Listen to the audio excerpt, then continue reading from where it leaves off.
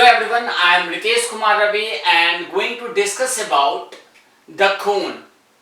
But sir आप कोन पढ़ाने के बजाय कभी तो सर्कल पढ़ा देते हो, कभी तो आप प्रिज्म और पिरामिड पढ़ा रहे हो, ये कोन कब आएगा? तो गाइस ट्राई टू अंडरस्टैंड, कोई भी चीज को समझने के लिए हमें बेसिक रूल को समझना बहुत इंपॉर्टेंट होता है. On that point of view पहले मैंने सर्कल समझा क्योंकि आप देख सकते हो कि ये सर्कुलर शेप है, कहीं ना कहीं सर्कुलर शेप है. और इससे पहले भी हमने कुछ शेप्स के बारे में बात की है, तो वो किस तरह की होगी. और फिजिक्स पॉइंट ऑफ व्यू से प्रिज्म तो हमारे लाइट में भी आएगा और मिस्र का पिरामिड तो आप बचपन से ही पढ़ रहे हो. अगर मैं भी पूछ लूं कि बताओ भाई प्रिज्म क्या और पिरामिड क्या है, तो 90% बच्चे तो बोलोगे सर कुछ होता है, कुछ अपने शेप्स को रिकॉल करोगे, but you could not identify what exactly these are the topics और these are the keywords. Right, आपके बुक में भी सिर्फ एक बार एक लाइन लिख करके छोड़ दिया कि this is a kind of prism और this is a kind of pyramid. तो this is a kind of pyramid में बोल दिया, आप क्या समझे उसमें? नहीं, हमें बेसिक कॉन्सेप्ट को समझना बहुत जरूरी होता है. So on that point of view let's compare prism and pyramids in a very summarised way. इस पे पूरे के पूरे टॉपिक्स बन सकते हैं, but I am just going to summarise it. Fine. मैं अगर बात करूं प्रिज्म की, तो प्रिज्म और पिरामिड्स दोनों ही 3D शेप होते हैं. ऑब्वियसली मैं कोन पढ़ा रहा हूं और सरफेस एरिया एंड वॉल्यूम की बात कर रहा हूं, तभी जाकर के मेरा प्रिज्म कॉन्सेप्ट आया है. Very true sir. तो इसमें तो कोई डाउट ही नहीं कि प्रिज्म और पिरामिड दोनों ही मेरे 3D शेप होते हैं. इंपॉर्टेंट क्या होता है?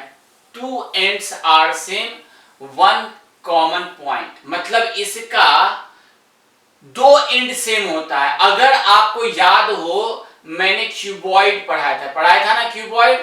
क्यूबॉइड में क्या था कि दो रेक्टेंगुलर शेप, ये अगर मेरा क्यूबॉइड था तो इसका रेक्टेंगुलर शेप ये और ये दोनों का दोनों सेम है. देख लीजिए, ये और ये दोनों का दोनों सेम है, बिल्कुल देख लीजिए. कहने ये और ये मतलब इसके बोथ एंड्स जो हैं वो सेम होते हैं और कहीं ना कहीं वो रेक्टेंगुलर शेप के होते हैं. तो मैं उससे भी बच रहा हूं, बस इतना बता रहा हूं कि सेम होते हैं. लाइक इसमें देखिए, ये एंड और इसका ये एंड सेम है, ये एंड और ये एंड सेम है, ये एंड और ये एंड सेम. मतलब कहीं ना कहीं इसके both sames both ends homogeneous होते हैं. अगर मैं बोलूं बोथ एंड सेम से अच्छा होमोजीनियस होते हैं. होमोजीनियस. अगर ये ट्रायंगल है तो इसका अगला पार्ट भी ट्रायंगल ही होगा. राइट. तो उसी तरह से जैसे क्यूब हो गया, क्यूबॉइड हो गया और सिलेंडर. आप सिलेंडर में भी देखे थे कि मेरा एक सर्कुलर एंड था तो दूसरा भी एंड मेरा सर्कुलर था. ठीक है, जिसे हम राइट सर्कुलर, क्यों? क्योंकि इसका एंगल 90 डिग्री के आसपास कोई खीला डोला नहीं था, बिल्कुल सीधा था. क्यूबॉइड में क्या था? बिल्कुल उसी प्रकार का एक शेप था. राइट. क्यूब या क्यूबॉइड अगर मैं कोई एक बना दूं तो जो सरफेस यहां था वही सरफेस उसके दूसरे एंड पे था. तो मतलब अभी तक जो आपने पढ़ा, मतलब क्यूबॉइड, क्यूब और cylinder, it comes under the prism. ये ट्रायंगुलर शेप हम पढ़ेंगे in the light section of the physics. तो ये ट्रायंगुलर शेप को मैं वन बाय वन अगर पुट करता जाऊं तब जो शेप बनेगा that will be my prism. एक बहुत ही नोटेबल पॉइंट है कि name of the base shape. जैसे मैंने क्यूब के बेस शेप के बारे में क्या बोला था? बोला था कि स्क्वायर होगा, because square is a 2D shape जिसका बेस के आधार पे मैंने सिर्फ इसके हाइट को बढ़ाया था. मतलब उसी चीज को धीरे धीरे पाइल अप किया था, स्टैक किया था, तो जो मुझे मिलता था दैट वाज अ क्यूब. उसी तरह से मैंने रेक्टेंगल को, अगर याद हो, रेक्टेंगल को मैंने one by one pile up किया था तो मुझे क्यूबॉइड मिला था. सिलेंडर क्या था? मैंने सिलेंडर को एक सर्कल को मैंने पाइप किया था या स्टैक किया था, या फिर one by one pile up करने के बाद जो मेरा 2D शेप में सिर्फ मैंने हाइट मुझे गेन हुआ, 2D शेप में बस मुझे हाइट गेन हुआ और इस तरह से मेरा 3D शेप आ गया. तो ये जो शेप्स हमने पढ़े थे दैट इज प्रिज्म. अब जो दो शेप हम पढ़ने वाले हैं स्पेसिफिकली कोन, वो मेरा पिरामिड होगा. तो पिरामिड में क्या होता है सर? 3D शेप तो ये है, 3D शेप तो ये भी होगा. बिल्कुल मैंने कल बोला था आइसक्रीम में जो डालते हैं तो दैट इज पिरामिड. तो कोन तो बिल्कुल सेम है. एक ही कॉमन पॉइंट होता है, मतलब इसका बोथ एंड सेम नहीं होता है. इसका बोथ एंड सेम नहीं होता है. एक एंड इसका कॉमन होता है, बाद बाकी, यहां देखिए एक एंड इसका कॉमन है, बाद बाकी सारे एंड उसके अलग अलग होते हैं. बाद बाकी उसके सारे, अगर मैं और इसको डॉटेड लाइन से मिला दूं, ये मेरा डॉटेड लाइन से मिल जाएगा और ये मेरा डॉटेड लाइन से मिला, तो मुझे बिल्कुल पिरामिड, मिस्र का पिरामिड याद है, बिल्कुल इसी तरह से वो खड़ा है. राइट. एक अपेक्स पॉइंट है, एक ही पॉइंट कॉमन, और बाद बाकी वहां से मैंने जितने भी साइड्स थे वो मैंने खींच दिए थे। तो एक कॉमन पॉइंट होता है, मतलब एक पॉइंट तो आपका एक सरफेस होता है जिसपे वो खड़ा रहेगा, लाइक ये एक सरफेस जिसपे वो खड़ा रहेगा, ये ट्रायंगुलर शेप है जिसपे वो खड़ा रहेगा। बाद बाकी जो स्पेस होंगे वो एक पॉइंट अपेक्स होगा, मतलब दोनों साइड सेम नहीं हुआ, होमोजीनियस नहीं हुआ, ये हेट्रोजीनियस होगा। क्या होगा? बोथ एंड्स क्या होगा मेरा?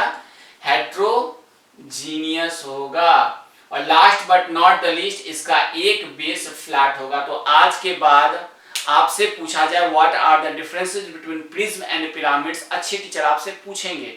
तो प्रिज्म सब दोनों ही 3D शेप होते हैं। प्रिज्म की खास बात होती है कि उसके दोनों पार्ट्स होमोजीनियस होते हैं। अगर मैंने यहाँ पे रेक्टेंगल रखा है तो ऊपर में भी रेक्टेंगल होगा। अगर मैंने यहाँ बेस ट्रायंगल रखा है और बहुत सारे पाइलअप के, तो वहां पे भी ट्रायंगल ही होगा। या स्क्वायर रखा है तो वो सारे के सारे पाइलअप पे स्क्वायर ही होगा। तो उसके बेस पे मैंने, और सर्कल रखा है तो बिल्कुल सर्कल ही होगा। उसके बेस पे मैंने ऑलरेडी सर बहुत सारे शेप पढ़ चुके हैं ऑलरेडी, जैसे क्यूब, क्यूबॉइड, सिलेंडर, और उसका नाम भी based on the base shape. ये अगर मैं रेक्टेंगुलर बोलूं, यहाँ क्यूब बोलूं, तो स्क्वायर का ही बड़ा भाई है, बस उसमें हाइट मैंने जोड़ दिया। क्यूबॉइड रेक्टेंगल का ही बड़ा भाई है, बस मैंने उसका हाइट वहां पे ऐड कर दिया या मल्टीप्लाई कर दिया। तो लाइकवाइज इसका नेम भी उसी तरह से रखते हैं। इसको ट्रायंगुलर प्रिज्म कहेंगे, इसको रेक्टेंगुलर प्रिज्म कह सकते हैं, ठीक है। तो ये नाम है, जस्ट अ नेम। तो जो हम नाम रखते हैं उसके बेस जो होता है उसके आधार पे नाम रखते हैं, राइट। लाइकवाइज फ्लैट इसमें भी वैसा ही होता है, जैसा उसका बेस होता है उसके आधार पे सिर्फ उसको लास्ट में पिरामिड बोल देंगे। ये ट्रायंगुलर पिरामिड हो गया, ये क्या हुआ? ट्रायंगुलर प्रिज्म हो गया। So is that very clear? बस दोनों टाइप के होमोजीनियस और हेट्रोजीनियस, ये वर्ड याद रखोगे तो आप आराम से एक्सप्लेन कर दोगे कि जिसके बोथ एंड्स होमोजीनियस होते हैं वो मेरा प्रिज्म होता है। जिसके बोथ एंड्स होमोजीनियस नहीं होंगे, मतलब एक साइड तो पॉइंट जिसे अपेक्स भी कहते हैं, और राइट, और दूसरे साइड में कोई ना कोई एक प्लेन होगा, will be called as my pyramid. और उसके बेस पे जो बेस शेप होता है उसके बेस पे उसका नोमेनक्लेचर करते हैं। So that's all from prism and pyramid side. It is a great detail questions and topic. तो मैं इसे मैथ्स के हिसाब से, समझने के हिसाब से इस पे ही बाइंड अप करता हूं, और जल्दी से जल्दी मैं कोन की तरफ आता हूं, because cone is waiting from the last 2 topics. Fine, so let's begin with it. Fine, okay, thank you.